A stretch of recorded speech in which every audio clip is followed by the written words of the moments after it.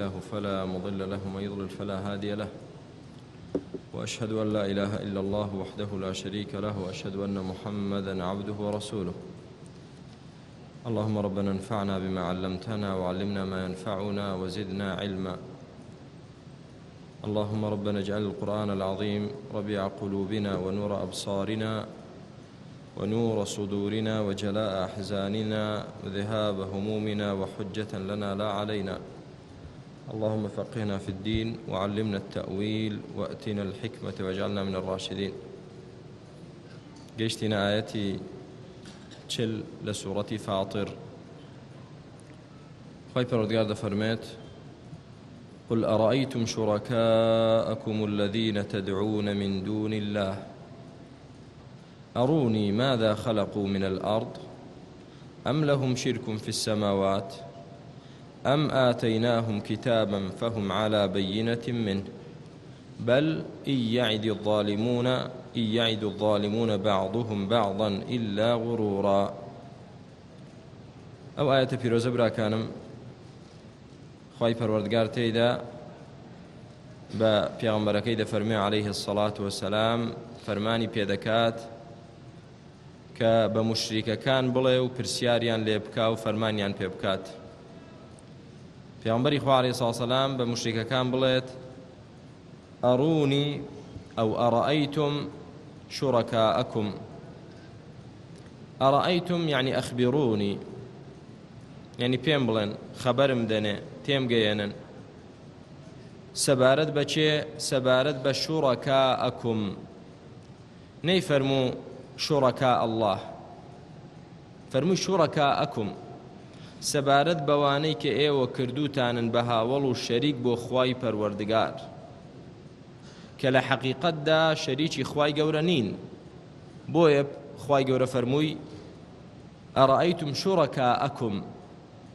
شوڕەکا نەک ئەوانەی کە شەریکی خۆتانن، شەریکایەتی لە بینی ئەوان و ئەواندا نەبووە، بەڵکو ئەوانەی کە ئێوە کردوتانن بە شەریکی خوای پەروەردگاردا.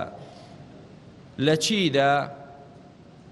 وتمان ئەو پرسیارە حەلی خلافێکی زۆر گەورە دەکا لە بینی ئەو کەسانەی بانگەشەی تەوحید و تەنها خواپەرستی دەکەن و لەگەڵ ئەو کەسانەش کە بانگەشەی شەخص پەرستی دەکەن. چۆن حەلی دەکا ئەگەر بێت و ئینسافمان هەبێت؟ کە ئینسافمان هەبێت تێدەگەین خوای پەروەردگار کاتێک لە قورئاندا باسی شەریکدانان دەکا بۆ خوا کە مشریکەکان مشریک بوون، پێیان وتراوەش مشریک و شەریکیان بۆ خوا داناوە، بۆمان باز دەکا، بۆمان ڕوون دەکاتەوە کە ئەوان لە ڕبوبیەت و خاڵقیەتی خوادا شەریکیان بۆ خوادا نەدەنا. نەیان دەوت ئەوانە شەریکی خوان لە دروستکردنی ئەرز و ئاسمان و ئێمەدا. ئەی لە چیدا کردبوویانن بە شەریکی خوا؟ لەوەدا کە هاواریان دەکردنێ و هانایان بۆ دەبرن و اعتقادیان پێیان بوو. ئەوەتە ئەم ئاەتە بە سەریح و بە ئاشکرا پێمان دەفەرمێ: ئەڕەئەیتم شوڕەکاءەکم الذین تەدعون من دون الله. پێم بڵێن ئەو شەریکانەی کە ئێوە بۆ خوا داتان ناون کە ئێوە هاواریان دەکەنێ جگە لە خوا. نەیفەرموو کە ئێوە اعتقادتان پێیانە ئێوەیان دروست کردووە و ڕزق و ڕۆزیتان دەدەن. نە، ئەرەئەیتم شوڕەکاءەکم الذین تەدعون من دون الله. وتمان وشەی الذینە اسمی چییە؟ الذینە اسمی مەوسوولە، بۆ عاقڵە یان بۆ غەیری عاقڵە؟ بۆ عاقڵە. ئەدی ئەگەر بێت و جەمادات بوایە، شوڕەکا ئەوانەی کە پەرستراون جگە لە خوا تەنها جەماد و بێجیان بوانە، واتە دار و بەرد بوایە، واتە سەنەم و ئەو جۆرەشتانە بووبایە، ئەوە دەیفەرموو چی؟ ئەلەتی، نەک چی؟ ئەلەذی یا ئەلاتی، نەک ئەلەذینە. لێر دەفەرمێ ئەلەذینە. بۆ ئایا غەیری خوا جگە لە بت و سەنەم هیچ شتێکی تر پەرستراوە کە گیان لەبەر بێت و ڕوح لەبەر بێت و خەڵکیش پەرست بێتی؟ بەڵێ خوای پەروەردگار لە قورئاندا چەندان ئاەت پێمان دەفەرمێ. خوای پەروەردگار ڕۆژی قیامەت بە فریشتەکان دەفەرمێ: ئەهؤلاء ئیاکم کانوا یعبودون. قالوا سبحانك أنت ولينا من دونهم بل كانوا يعبدون الجن خۆ جن هەربت و سەنەم نییە زۆرێک لە خەڵکی جن دەپەرستێت و هەروەها خوای پەروەردگار دەفەرمێ أولئك الذين يدعون يبتغون إلى ربهم الوسيلة أولئك الذين يدعون أويك چه هاواريان دكاتت مشرك كان هاواريان دكنه يبتغون إلى ربهم الوسيلة أيهم أقرب أوانيك هاواريان دكريت أوان خويان ديانويت وسيليكي طاعة عبادة لأخوان نزيقبونه بقرنا بربو أوي بيش برشيب كان لا نزيقبونه الأخوان ويرجون رحمته وأوان رجاء رحمة إخوادك ويخافون عذابه لعذاب إخوادة ترسن أو صفة سير كان بلا كانم صفتي چه صفتي أوانيا كمشرك كان هاواريان دكردني أي أو صفة لبتو صنم دا هيا يا لبيغمبران وبياوچاكان دا هيا پێغەمبەران و پیاوچاکانن کە پێشبڕچێ دەکەن لە کاری چاکە و ڕەجای ڕەحمەتی خوا دەکەن و لە عەزابی خوا دەترسن یا بت و سەنەمێک لە خوا دەترسێ و ڕەجای ڕەحمەتی خوا دەکا کامیان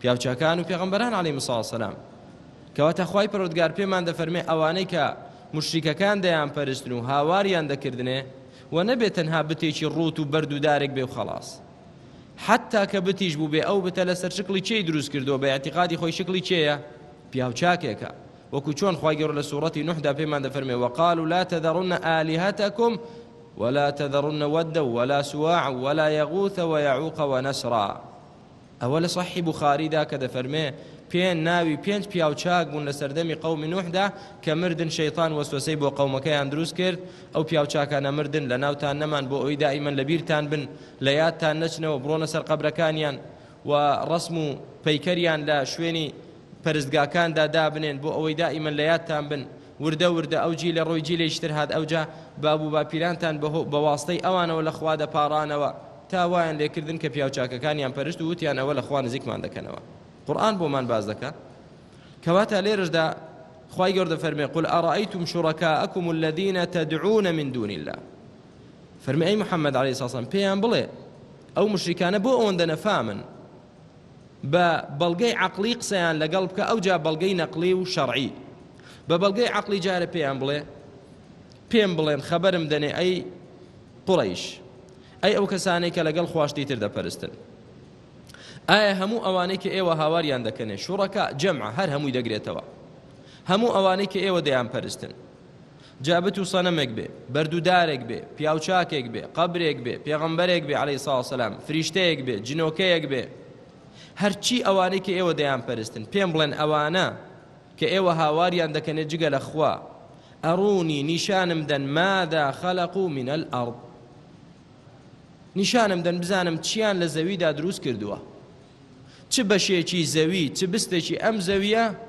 ئەوە فلان بتە دروستی کرد ئەویان لا دروستی کرد ئەو مەترەی تریان عوزا دروستی کردووە ئەو دۆنمەی تریان عوزەیر دروستی کردووە ئەوی تریان عیسا دروستی کردووە پارچە زەویەکی ترە محەممەد عەلەیهی سەلام دروستی کردووە دوسێ دۆنمی ترن شێخ عەبدولقادر گەیلانی دروستی کردووە پێشانم دەن ئەڕوونی ماذا خەلەقوا من الأرض نیشانم دەن ئەوانەی کە ئێوە هاواریان دەکەنێ چیان دروست کردووە لەو زەویەدا بۆی عەقڵمان هەبێ و بیرکەینەوە کەسێک کە خالقی ئەرز نەبێ کە دروستکاری ئەرز و ئاسمان نەبێ شایستەی ئەوە نییە تۆ چی بکەی شایستەی ئەوە نییە بپەرستی و هاواری کەی تێ ئەڕوونی ماذا خەلەقوا من الأرض ئەو پرسیاری یەکەمە خوای گەورە بە پێغەمبەر دەفەرمێ عەلەیهی سەلام ئەو پرسیاریان لێ بکە بزانم وەڵامیان چییە کەس دەتوانێت بێ مەترێک بێنێ بڵێ ها وەڵا لە فلانە زەویە لە فلانە وڵاتە فلانە مەترە فلان پیاوچاکە دروستی کرد ئەو زەویەی دروست کرد فلان پێغەمبەرە داینە فلان بت و سەنەمە هیچ ئەبەدەن زەوی هەمووی خوا دروستی کردووە باشە واز لە زەوی بێنین ئەم لەهم شیرکون فی السەماوات ئەی دەی با بچینە ئاسمان کە لە زەوی موڵکیان نییە لە زەوی هیچیان دروست نەکردووە ئەی لەو ئاسمانانەدا بزانین هیچ یەکێک لە ئەستێرەکان دەڵێن ئەوە ئەستێرەیە فلان پیاوچاکە دروستی کردووە ئەوی تریشیان فلان پێغەمبەر عەلەیهی سەلام ئەوی تریشیان فلان جنۆکەیە ئەوی تریشیان فلان بت و سەنەمەشتی وا هەیە ئەم لەهم شیرکون فی السەماوات یا کە بە ئیستیقلالی و سەربەخۆییش نەیان بێت شەراکەت لەگەڵ خوا بەیەکەوە بەشداری خوا بووبن لە دروستکردنی شتێک لە ئاسمان شتی واش هەیە وەڵام چییە؟ طبعا نییە. کەس هەیە بڵێ وەڵا ئەوەی کە من هاواری دەکەمێ ئەو پێغەمبەر و پیاو چاکانە یا ئەو دار و بەرد و بت و سەنەمە هیچیان لە زەوی دروست کردووە یان شەڕاکەتیان لە ئاسماندا هەیە؟ کەس هەیە؟ هیچ کەسێک نییە. حتا موشریکەکانیش ناتوان بڵێن وەڵا بەڵێ هەیە زەویەکمان پێشێک دێ لەسەر بەحر ئەوە هیفلان پیاو چاکەی ئەو دروستی کردووە. کەس نییە ئەوە بڵێ. کەواتە وەکو عەقڵ هیچ بەڵگەیەکتان پێ نییە ئەبەدەن. خوای گەورە فەرمێ ئەم لەهم شوڕەکاء خەلەقوا کەخەلقیه فتەشابه الخەلق عەلەیهیم. ئەوانە یەکێکیان کردوتە شەریک بۆ خوا کە وەکو خوا چۆن خاڵق و شتی دروست کردووە ئەویش بەشێک لە زەوی دروست کردبێ بۆیە لێیان تێکچوو. ئێستا ئایا هاوارکەنە خوایان هاوارکەن ئەوی تر خاڵقەکەی تر؟ شتی وا هەیە کاکە؟ نییە. کەواتە مادام بە بەڵگەی عەقڵی بۆ دەرکەوت کە غەیری رب العالمین کەس خاڵقی ئەرز و ئاسمان نییە، کەواتە کەسێک خاڵق نەبێ شایستەی چی نییە؟ شایستەی ئەوە نیە تۆ هاواریکەی تێ، شایستەی ئەوە نیە بیپەرستی و هانای بۆ بەری و پشتی پێ ببەستی و داوای فریاکەوتنی لێ بکەیت و دەخیلی بی. چۆن دەوترێت دەخیلەک یا ڕەسوول الله؟ ئەوە کوفرە برا. بڵێ دەخیلەک یا الله، هانام بۆ تۆ هێنا ئەی خوای پەروەردگار. بڵێ مەدەد یا الله، خوای گەورەیە مەدەدت دەدا، خوای گەورەیە ئیمدادت دەکا، خوای گەورەیە یارمەتیت دەدا. کەسی تر نییە. چێ دەتوانێت مەدەدی تۆ بکا و بەهانای تۆ بێ بۆ فریای تۆ بکەوێ و ڕزگارت کا لە بەڵاو موسیبەت؟ کەس نییە ئیلا خوا نەبێ. کە بەڵگەی عەقڵیان پێ نەما دەی با بزانین بەڵکو بەڵگەیەکی شەرعیان پێ بێت. بەڵگەی شەرعیەکە چییە؟ ئەم ئاتەیناهم کتابا فهم على بەیینەة منه. یان دیارە ئەوانە بەڵگەی عەقڵیان پێ نییە، بەڵام دیارە خوای پەروەردگار پێش ئەم قورئانە پێش هاتنی محەممەد عەلەیهی سەڵات وسەلام کتابێکی بۆ موشریکەکان ناردووە. لەو کتابەدا بۆی ڕوونکردوونەتەوە کە دروستە ئێوە لەگەڵ خوا هاوارکەنە پێغەمبەران و پیاوچاکان و پەیکەر و بتەکانیان. دروستە بزانین کتابی وا هەیە؟ خوای گەورە دەفەرمێ ئەم ئاتەیناهم کتابا، یان ئایا ئێمە کتابێکمان پێبەخشیون پێش قورئان کە ئەو کتابە ئاسمانی کە لەلایەن خواوە هاتووە ئەو ئیشەی بۆ حەڵال کردبن کە بەڵگەی عەقڵی نەبوو، بزانین بەڵگەی نەقڵی لەلایەن خواوە هیچ بەڵگەیەکیان پێ فهم على بەیینەة منه. ئەوان لەسەر بەڵگەی ڕوون و ئاشکراوە شتەکەی خۆیان دەکەن و نەبێ بەڵگەیان پێ نەبێ. بزانین بەڵگەیان پێیە ئەوەشیان طبعا هیچ کتابێک نییە. هەچ پێغەمبەرێک هات بێت عەلەیهم الصەلاة والسلام لە ئەوەل پێغەمبەرەوە تا ئاخیر پێغەمبەر هەرچی وتووە یا قەوم اعبدوا الله ما لكم من إله غيره. خەڵکینە ئەی قەومەکەم خوا بەتەنها بپەرستن، بەتەنها هاوار بکەنە ئەو هیچ ئیلاه و پەرستراوێکی ترتان نییە جگە لە خوای پەروەردگار. هەرچی پێغەمبەرە هاتووە. ولقد بعثنا في كل أمة رسولا. خوای گەورە فەرمێ لە هەموو ئومەتێکی منێراومان ناردووە کە پێیان بڵێ چی؟ أن اعبدوا الله، نەک أن اعبدوا الله والأولياء والصالحين والرسل والأنبياء والملائكة والجن والشجر والحجر والشمس والقمر. هیچ پێغەمبەرێک نەهاتووە خوای گەورە ناربێتی پێیان بڵێ قەیناکە ئێوە لەگەڵ خوا فڵانە شتەی تریش بپەرستن. ئەبەدەن. واسأل من أرسلنا قبلك من رسولنا أجعلنا من دون الرحمن آلهة يعبدون.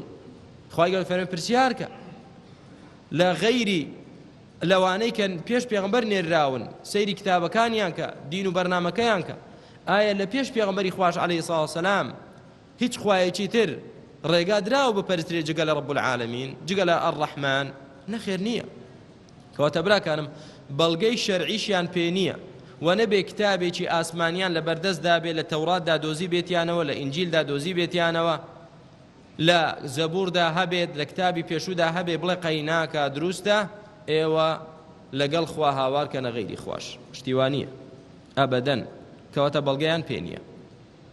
ئەی ئەمڕۆ کەسانێک کە بانگەشە دەکەن بۆ شەخص پەرستی دێ کتاب دەنووسێ لەسەرەوەی کە دروستە تۆ هاوارکەی غەیری خوا، دروستە ئیستیغاثە و داوای فریاکەوتن لە غەیری خوا بکەی. یا سبحان الله، ئەو هەموو ئاەتە ئاشکرا و سەریحانە لە قورئاندا. فلا تدعوا مع الله أحدا.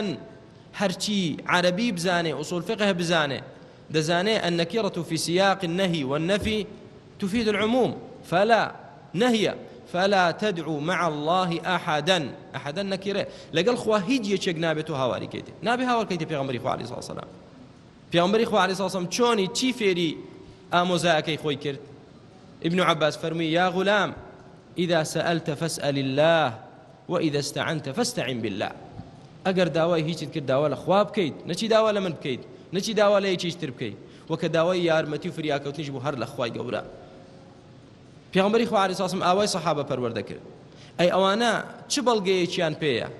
ئەم ئاتەیناهم کتابا فهم على بەینەة من، ئەو خەڵکانەی کە بانگەشە بۆەوە دەکەن کە دروستە لێرەوە تۆ هاوار کەیت و بەبێ تەلەفۆن و بەبێ هەموو جیهازێک هاوار کە یا شێخ فلانە کەس هاوار لە دووری چەند قاڕەیەکە و لە دووری هەزارها کیلۆمەترەوە و لە ژێر خاکە و دوای مردنەوە گوێی لێتە و دەبیستێت و وەڵامت دەداتەوە. والله ئەو شیرکە لەگەڵ شیرکی موشریکەکان هیچ فەرقی نییە. ئەو اعتقادە تەنها دەبێ بە رەب العالەمین هەمان بێ، نابێ ئەو باوەڕەمان بە غەیری خوا بێ کە سەمیع و قەریب و مجیبە.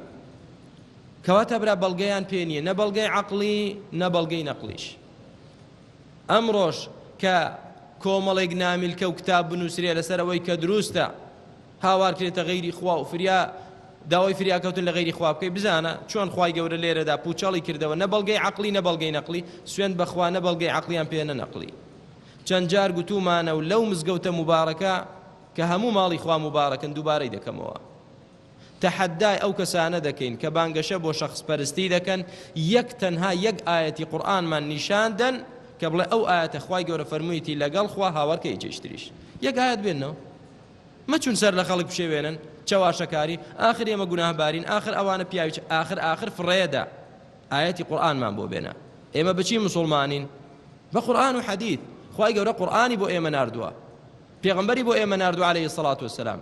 ئەو قورئانە کەلامی خوایە، خوای گەورە خۆی پێمان دەفەرمێ لەگەڵ خوا هاوار نەکەیتە کەس.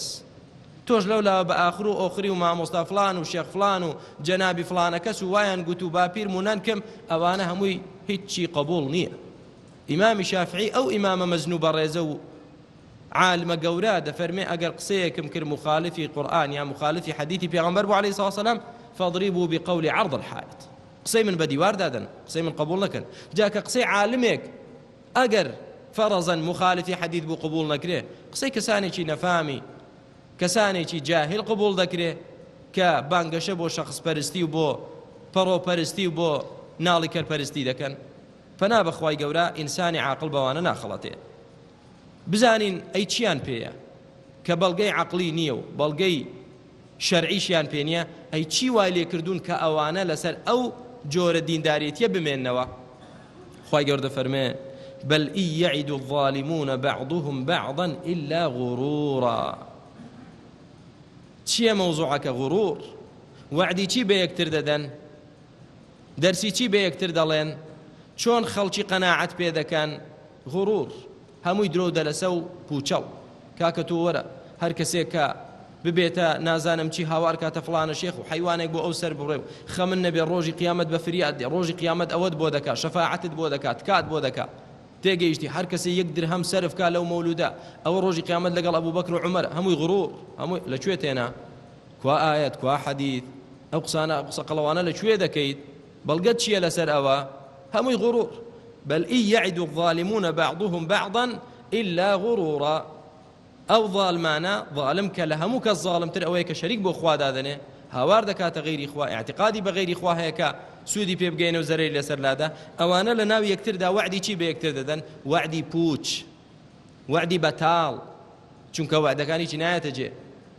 لێرەدا خەڵک وارێ دەکەن کاکە تۆ وەرە بەس ببە یعنی گۆشەمەندی کێ بۆ نمونە شێخ عەبدولقادری گەیلانی و هاواری کەی و اعتقادت پێی بێ، ڕۆژی قیامەت شێخ عەبدولقادری گەیلانی یەکسەر کارتت دەداتێ و بتاقەی باشتت دەداتێ. وعدێکی گەورەیە، زۆر نعمەتە ئەگەر وابێ. یا دێتە لای جەنابی ئەگەر بێت و گوناهی زۆرم کردن ئەوەندە پاراگە لێم خۆش بی، ئەمن دوعات بۆ دەکەم تەواو خوا لێت خۆش دەبێ. ئەوە هەموو درۆ دەلەسەیە. ئەوەتە خوای گەورە دەفەرمێ غروورە. خۆت تۆبە بکە، تۆبە بۆ لای خوای گەورە بکە، ئەستەغفر الله بکە، داوای لە خۆشبوون لە خوای گەورە بکە. ئین الحەسەنات یودهبن السەیئات، کاری چاکە بکە و هەڵەکانت ڕەشکەوە. نەک وەڵا تەواو تۆ هەرچی هەی ببە، بەڵام بچوو مادام تۆبەکاری فلانە کەسی تەواو خەمت نەبێ، ئەوە وعدی پێدایت و تۆ بتاقە دەستت دەگرێ و لەگەڵ خۆی دەباتە باشت. ئەو خوای گەورە کە ئەنەما بۆ ئەوڕۆ دواوە والله لەگەڵ حاڵی ئەوڕۆ کە ئەنەما قسە دەکا. بل إن يعد الظالمون بعضهم بعضا إلا غرورا. ئەوانەی پێشوو نەسیحەتی دوای خۆیان دەکەن، گەورەکان نەسیحەتی مقلید و شوێنکەوتەکانی خۆیان دەکەن، شەیطانەکان نەسیحەتی ئینسەکان دەکەن. هەر یەکەی بەو شێوەیە کاکە تۆ بەس ئەوە بکە، وەرە لەگەڵ ئێمە بە باوەڕت بەو جۆرەشتانە هەبێ، خەمن نەبێ، تەنها یەک تۆز خۆڵی سەرقەبری فلانە پیاوچاکە بێنەوە، ئەوە دەبێتە بەرەکەت بۆ ماڵەکەت. وەرە تەنها ئەو پەڕۆیە بێنە لە فلانە دارەی سەر فلانە قەبرە خراوە لە باڵتی بەستە هەرچی نەخۆشیە نامێنێ تەواو کۆتایی پێدێ. يعد الظالمون بعضهم بعضا إلا غرورا همووی غرورە هەمووی باتڵە هەمووی پوچەڵە هەمووی فێڵکردنە لەو خەڵکە تێگەیشتی ئەوا دەکەمەوە هەنجوین دێ لە دەستم تۆ پشتت دەشێ لە برسان سوال دەکەی داوا لە خەڵک دەکەی کەوا بکەی هەنجوین بێ بۆ ناچی بۆ خۆت دوکانێکی هەنجوین فرۆشی دابنیت و ئەوەندە دۆڵەمەند بی کە خێریش بە مسلمانان بکەی. من وا دەکەم شمشێر لە خۆم دەدەم تەسیرم تێ ناکە کە ڕاز دەکەی ئەو هەموو مسلمانە ئەوڕۆ دەچەوسێنەوە و ئەزیەت دەدرێن دەبڕۆ دیفاع لەوام بکەو لە پێناوی خوا تێ بکۆشە بەس هەمووی غڕورە و فێڵکردنە لە چاوی خەڵک خەڵەتاندنە دێ لە ناو مسلماناندا شمشێرێک لە خۆی دەدا و زەرگێک بە خۆی دادەکاو ئەو پیاوەتی کە دەیکەی لێرە مەیکە بڕۆ بەرامبەر کافرێک بیکە لە ناو مسلماناندا فێڵ لە مسلمانان دەکەی بۆی شوێن تۆکەون و ئەو جا دوای ئەوە دەی دەستڕە ڕاخرێ و خەڵک یارمەتیتاندا ئەو ئەسڵ و ئەساسی نیە و هەمووی غڕورە و باتڵە و پوچەڵە و لە دینی خوای پەروەردگاردا نییە. کەواتە براکانم هەر یەک ئایەت وەڵڵاهی بەسە بۆ کەسێک عەقڵی هەبێ بەس ئەو ئایەتی چل کە خوای گەورە لە سوورەتی فاتردا بۆی ڕوونکردینەوە کە ئێستا باسمان کرد براکانم ئەو ئایەتە بەسە ئەو کەسانەی خوای گەورە پێی فەرموو بە محەممەد عەلەیهی السەڵات وەسەلام پێغەمبەری خوا سەڵات و سەلامی خوای لەسەر بێ فەرمووی پێیان بڵێ دەی نیشانم دەن ئەوانەی کە ئێوە هاواریان دەکەنێ غەیری خوا با بزانم چیان لە زەوی دروست کردووە یا لە چی ئاسمان شەریکن لەگەڵ خوا یا کە بەڵگەی عەقلیشتان پێ نییە کوا نەقلی چ کتابێکتان پێیە چ بەڵگەیەکتان پێیە لە قورئان یان لە حەدیث ئەویشیان پێ نییە بێگومان ئەی چییە مەوزوعەکە بۆوە ئەو خەڵکە خەڵەتاوە پێیان بە وەعدی درۆ وعدە درۆیەکان وای لێ کردوون کە لە ناو یەکتردا چۆن من براکەم قەناعەت بە یەکتر بکەن ئەو جا سەرڕای وعدی درۆ کە بە یەکتری دەدەن و بە شوێن کەوتە نەفامەکانی خۆیانی دەدەن ئەو جا چۆنیش باسی ئەهلی تەوحید دەکەن کەسێک کە ئاەتی قورئان بۆ خەڵک باسکاو کەسێک کە بە خەڵک بڵێ خەڵکی نەتەنها هاوارکەنە خوای ڕەب العالەمین کە ئێمەی دروست کردووە سەد درۆ بوهتانی بۆ دەکرێت با بەوە دینی تازەی هێناوە وریابن ئەوە سەر لە مسلمانان دەشێوێنێ وریابن ئەوە شتێکی لە پشتە و دەستێکی لە پشتە دەستی چی لە پشت بۆ لە خوا ناترسێن واز لە درۆ بوهتان نایەنن ئەوە پیاوی ئینگلیزە پیاوی جوولەکەیە پیاوی نازانم چێە پیاوی چینکە خوای گەورە قبوڵمان کە پیاوی خوای ڕەب العالەمین بین بەسمانە و گەورەترین سەربەرزیە بۆ ئێمە لە غەیری ئاەتەکەی خوای پەروەردگاریش هیچتر بە خەڵک ناڵین ئەوەتە ئاەتی قورئانە خوای گەورە دەفەرمێ دەی پێیان بڵێ بزانم چیان بەدەستە کوا بەڵگەکانتان چیتان بەدەستە دووبارە و سێبارە و سەد بارەی دەکەینەوە ڕاوەستاوین تا ڕۆژی قیامەت ئاەتێکمان بۆ بێنن بڵێن ئەو ئاەتە ئەوە نییە خوای گەورە فەرموویەتی لەگەڵ خوا هاوارکەنە پێغەمبەران هاوارکەنە پیاوچاکان بڕۆنە سەر گۆڕەکانیان داوایان لێ بکەن حیوانیان بۆ سەر بڕێن تێگەی کوا هەتانە نیتانە کەواتە چونکە هیچت پێ نییە و بەڵگەت بەدەستەوە نییە ناچار ئینسانی بێ بەڵگە پەنا دەباتە بەرچی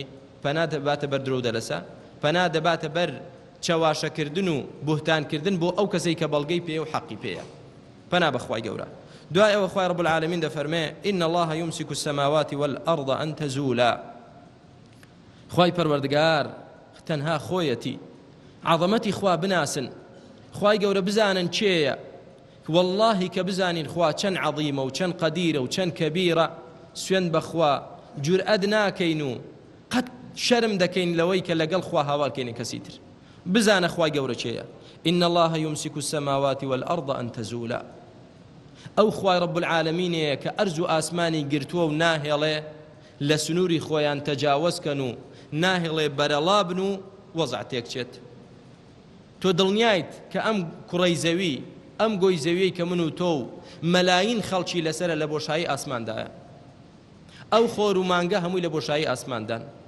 هەمووشی كل يجري إلى أجل مسمى هەمووی لەسەر یەک سکە و لەسەر یەک نظامێک کە خوا بۆی داناون دەڕۆن خوای پەروەردگار وای ڕامهێناون و مسەخەری کردوون والشمس والقمر والنجوم مسخرات بأمره هەمووی تەسخیرە و ژێرباری فەرمانی خوایە و لە قانونی خۆی دەڕوا و ئەو نظامش کە خوای گەورە بۆ خۆر و مانگ و زەوی و ئەستێرەکان دایناوە هەمووی ژیانی ئێمەی لێ پێک هاتووە و لە بەرژەوەندی ئێمەدایە دەیکە خوای گەورە دەستی لێبەردا و بەرەڵای کە زەوی بەرەو کوێ دەڕوا ئاسمان چی لێ دێ خۆر چی بەسەر دێ مانگ چی بەسەر دێ ئەو کەوکەبە چی لێ دێ ئەو کەونە چی بەسەر دێ برا چێ گرتوویەتی ناکا بڵێن شێخ عەبدولقادر گێلانی دەستی بە خۆرەوە گرتووە بەرنەبێتەوە یا پێغەمبەری خوا عەلەیهی سەڵام مانجی گرتووە بەرنەبێتەوە لەگەڵ ڕێزماندا بۆ هەموو پیاوچاکان و پێغەمبەری خوا عەلەیهی سەڵات وسەلام کە موویەکی ئەو لە هەموو ئێمە بەڕێزترە كأشرف الخلق بەڵام والله ئەرز و ئاسمان نە پێغەمبەری خوا ڕایگرتووە عەلەیهی سڵاو وسەلام،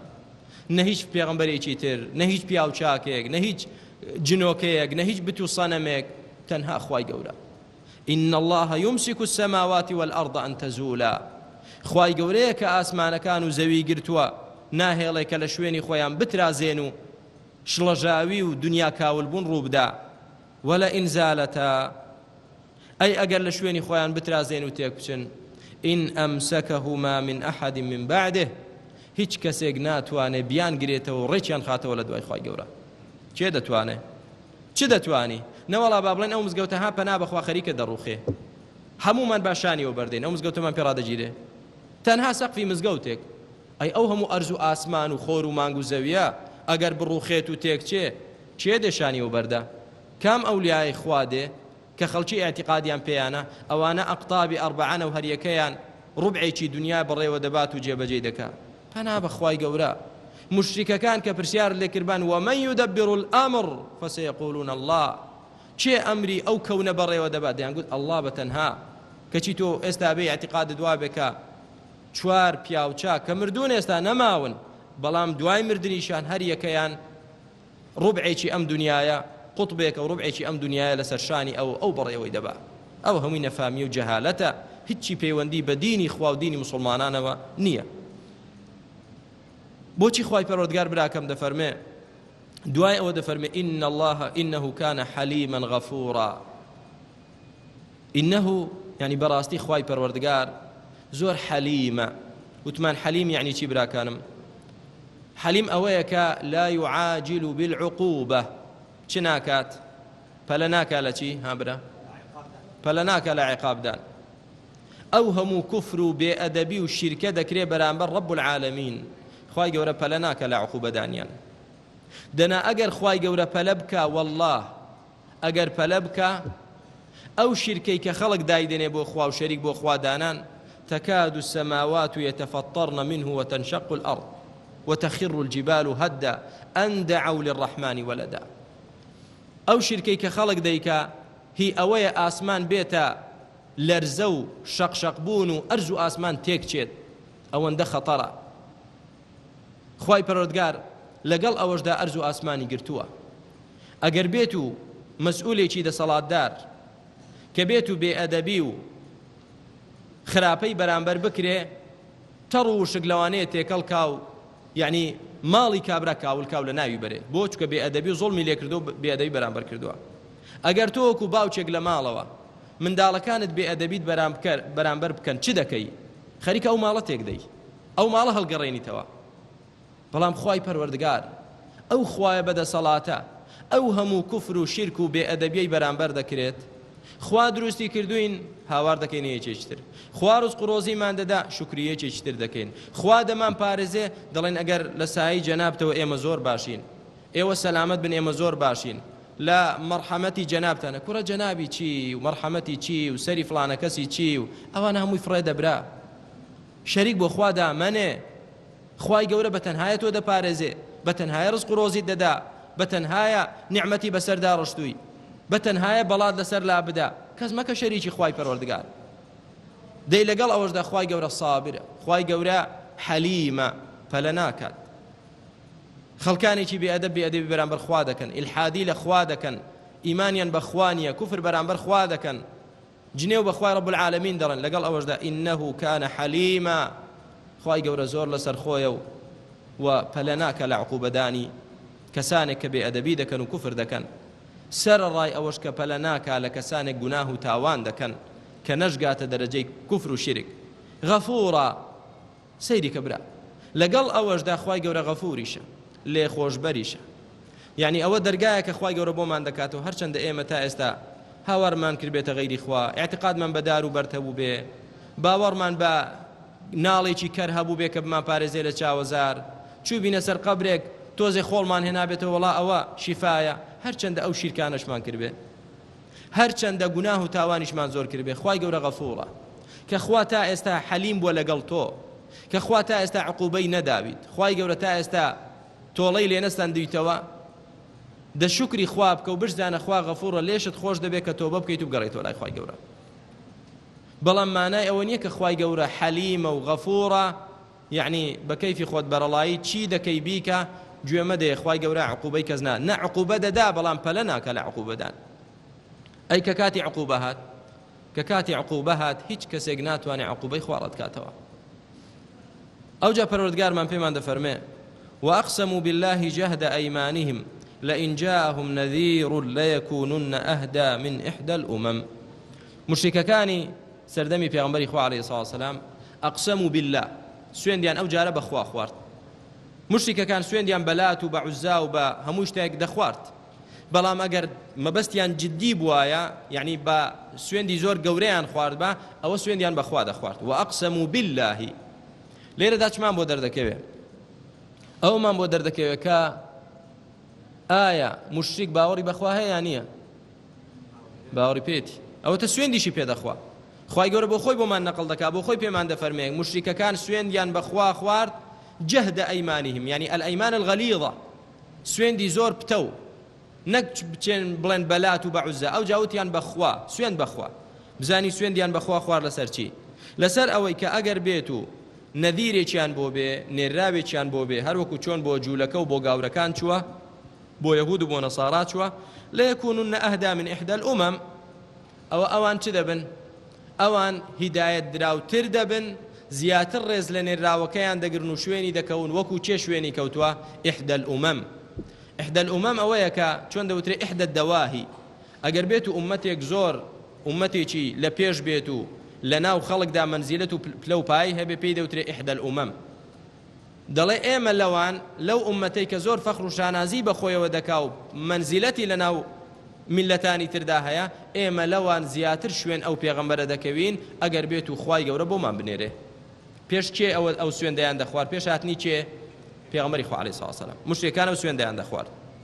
با بزانین وایە فلما جاءهم نذير، لە کاتێک کە نەذیرەکەیان بۆ هات کە محەممەدە عەلەیهی سەڵات وەسەلام، وە لە خۆشیانە. خۆی ئەوە سڕێکی عەجیب لە چیدایە براکانم؟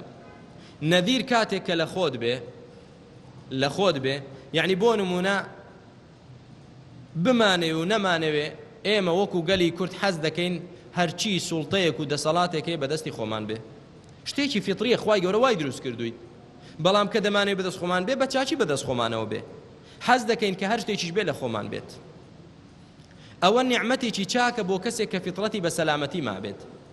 یعنی بۆ نمونە کە بیکەینە چی بڵێن ئایا حەز دەکەی خەڵکی بیتوێن پێشکەوتوتر بێ یا خەڵکی بۆ نمونە سلێمانی، ئەهلی بیتوێن کوێیان پێخۆشە؟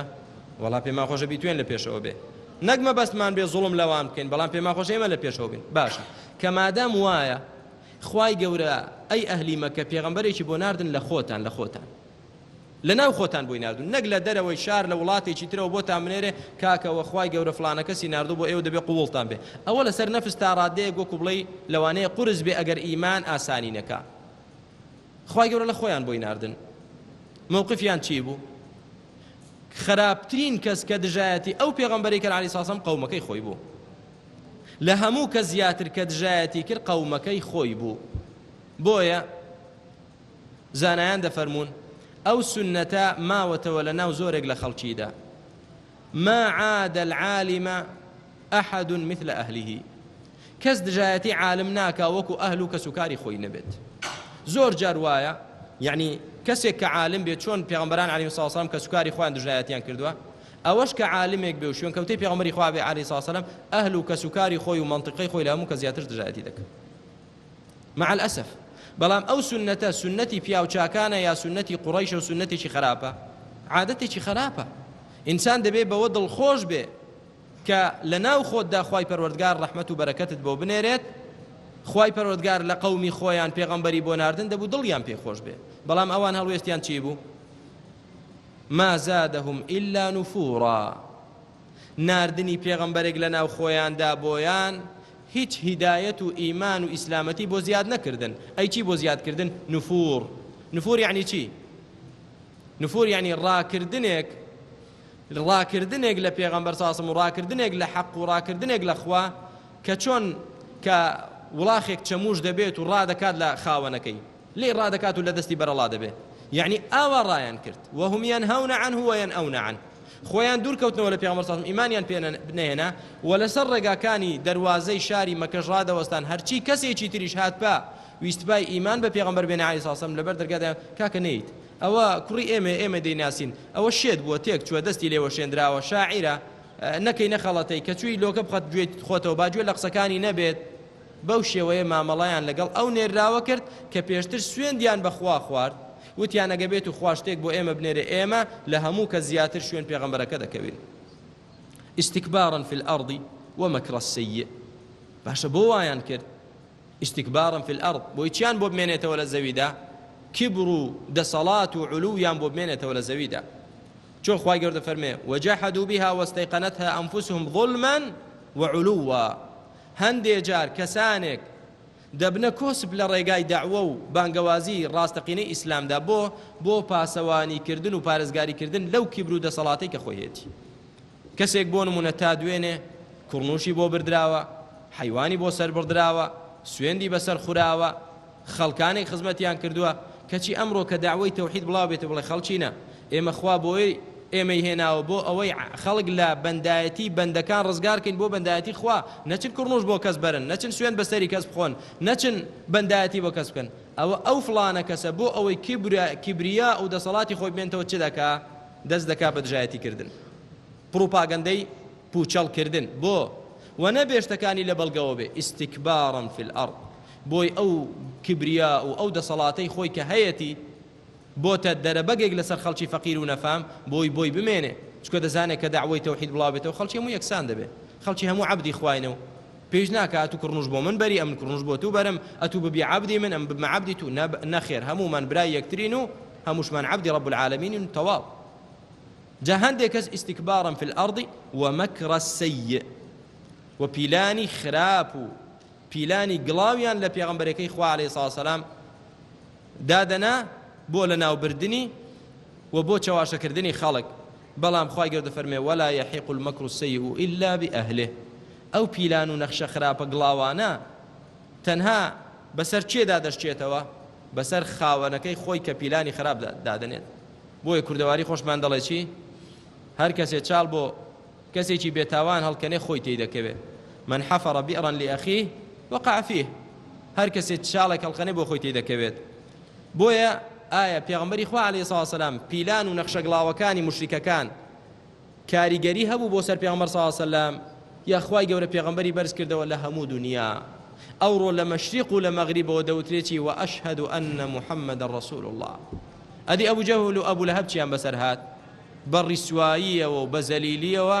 خوای گەورە لە دنیا بردنیە دەرەوە فهل ينظرون إلا سنة الأولين لكوتايدا خوای گەورە دەفەرمێ کۆتایە مایەتە فهل ينظرون إلا سنة الأولين ئایا خەڵکی قوڕەیش چاوەڕێی هیچ شتێک دەکەن إلا سنەتی ئەوەلین نەبێ یعنی عادەتی پێشین ئومەتانی پێشین خوای گەورە چی بەسەر هێنان لە عقوبە ئەوانیش غەیری ئەوە چاوەڕێی شتێشتر دەکەن خوای گەورە ئەویان بەسەر دێنێ کاتێک ئەو ئاەتە دابەزی براکەم بەسەریان نەهات و بەڵام بەسەریان هات قوڕەیژیان نا خوا ڕیسوا و زەلیلی کردنیان نا بەڵێ ئەمە بۆ ئەمڕۆی ئێمەشە هەر کەسێک کە نەگەڕێتەوە لای خوا و تەسلیمی دینەکەی خوا نەبێ و شوێن پێغەمبەرەکەی خوا نەکەوێ عەلەیهی سەڵاتو وسەلام ئەوە چاوەڕێی چ دەکا فهل ينظرون إلا سنة الأولين لغير أو عقوبەیە نەبێ کە خوا تووشی ئومەتانی پێشووی کرد غەیری ئەوە چاوەڕێی هیچی تر دەکەن چی تریان توش دەبێت إلا خوا زەلیل و سەرشۆڕیان دەکا وەکو چۆن بە چاوی خۆمان دەبینین و دەبینین ڕۆژ لە دوای ڕۆژ فلن تجد لسنة الله تبديلا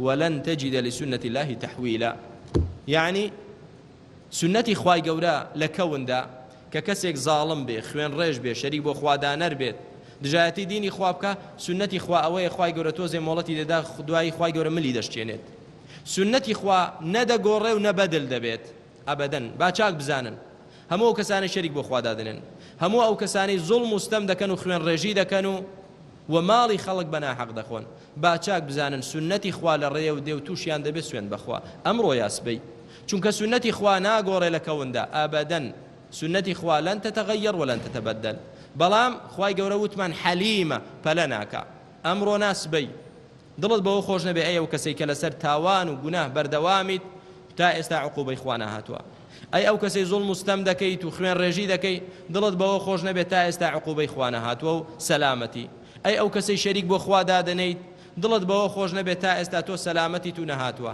سوێن بەخوا دێت تۆبە نەکەیت و نەگەڕێیتەوە لای خوای گەورە دێت بۆ چونکە سنەتی خوایە سنەتی خواش نەدەگۆڕێ نەدەسوڕێ نە هەڵدەگیرێتەوە خوای گەورە بۆ خاتری ناوە جوانەکانت لەو سنەتە عقابانەمان توش نەکەی یا رب العالمین خوای گەورە ئەخیرمان خێرکەی لە دینەکەت حاڵیمان کەی وامان لێ بکەی تەنها تۆ بپەرستین و تەنها شوێن پێغەمبەرەکەت کەوین عەلەیهی سڵاو وسەلام و تەنها لەسەر ئەو دینە پاکەی ئیسلام بڕۆین و ئاخیرمان خێرکەی بەهەشتمان بەنسیب بکەی لە جەهەنەم ڕزگارمان کەی والحمد لله وصلى الله وسلم على رسول الله وبارك الله فيكم